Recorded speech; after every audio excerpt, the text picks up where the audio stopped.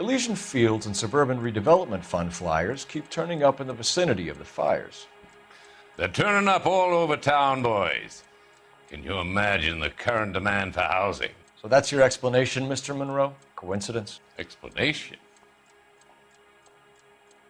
Why, what's to explain? I advertise on radio and billboards for buyers, and I advertise for sellers using waybills. We found a family burnt out in their home. Another house burned to the ground. Another Elysian Fields flyer. Our information is that they didn't want to sell. Are you saying that's something to do with me? Is that your point? Point is, every time we find a family barbecued, we find one of your flyers. Is that good advertising? What's your connection to the Suburban Redevelopment Fund? It's an organization of civic-minded individuals whose goal is to make the city a better place for its inhabitants. Something I was proud to be asked to join. We hear that Suburban is under severe time pressure to complete work on the new houses. I think you're getting heavy-handed about it, and it's gone wrong. I hope you have some proof of how I'm involved in this. I'll be happy to sue you for whatever you're worth. Rancho Escondido burned to the ground last night. That's one of my prestige developments. I'm a victim of these fires too, Detective. What do you know about a competition for families to win free vacations to Catalina Island? My company runs many promotions. I'm not familiar with that one. Level with me, Mr. Monroe. You know all about the vacation offers. You can believe whatever you like, son. You're missing the vital ingredient called proof.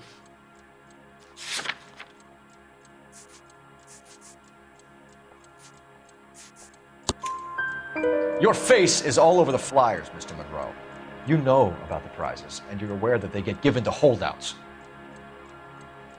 My face is the brand. It's on all our advertising. Did you know that the mayor and the chief of police are part of the Suburban Redevelopment Fund? You want to accuse them of murder as well? Travel agent has a list of the winners. 3 of the names on that list have had their houses burnt to the ground. And how many names on the list have not had a fire? I don't know. You wouldn't make much of a lawyer, Detective. If you're going to rely on statistics, then you better get them straight. 2 families are dead, Mr. Monroe. This isn't a question of criminal liability.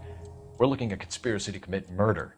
Do you know who you're talking to, son? You want to use incendiary language like that with me? I suggest you should leave immediately. Level with me, Mr. Monroe.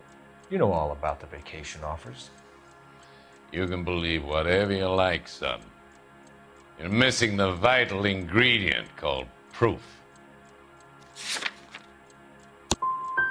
You come in here making stupid, baseless allegations, and you think you could ruin my day. And we'll see about that. You've made offers to buy houses in areas where fires have been recorded. Are you suggesting that I'm burning people out of their homes so that I can sell them new ones? What happens to your plans if a family like the Morellis refuses to sell? We work around them. Business finds a way. That's the American way. Come on, Mr. Monroe. You expect me to believe that you would build a new development with one of those old piles smack bang in the center of it? Progress is an inexorable process, Detective. Those who choose to stand in defiance are usually confined to the wastebasket of history. To answer your question, yes, we would build around them if we had to. Most people see sense. So it's for the greater good, then. One man standing in defiance of what you think is best for the city. I thought an American's home was their castle. I'm not sure I like your tone, son. I think you're being less than candid, Mr. Monroe. You're building these homes to some timetable. You're under pressure to get rid of the holdouts. And how exactly do you think you can prove that in a court of law, Detective? Every developer is under time pressure, son. On one hand, you got the investors who want a return. On the other, the purchasers who want what they paid for. That's business. Now, are we finished? What's Elysian Field's involvement in Rancho Escondido? One of our latest housing developments. It was due to open on the weekend, or was before the unfortunate conflagration. It met with building code regulations. Absolutely. Only the best for our returning heroes. You're lying, Monroe. There's something out of kilter about that development. Son, I've had enough of you and your fidgety friend. There's no way in hell you can prove that my materials were inferior.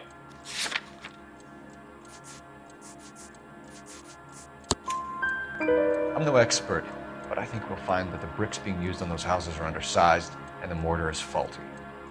And there's no wall ties connecting the masonry to the frame. Every building is built to a budget, boys. Those buildings were inspected and fully insured by California Fire and Life. Investment of that magnitude demands it. Do you think that they'd vouch for the buildings without examining them? Even building plans, material requisition information, work logs, records of any kind that we could see? I'm sure we do, Detective. I tell you what, I'll have someone pull the paperwork from the archives and get back to you. Mr. Monroe, I can have every building inspector from the city and the county going over those buildings. Son, you have me shaking in my boots. You're lying, Monroe. There's something out of kilter about that development. Son, I've had enough of you and your fidgety friend. There's no way in hell you can prove that my materials were inferior. No offense, son, but you don't have the first goddamn idea what you're talking about.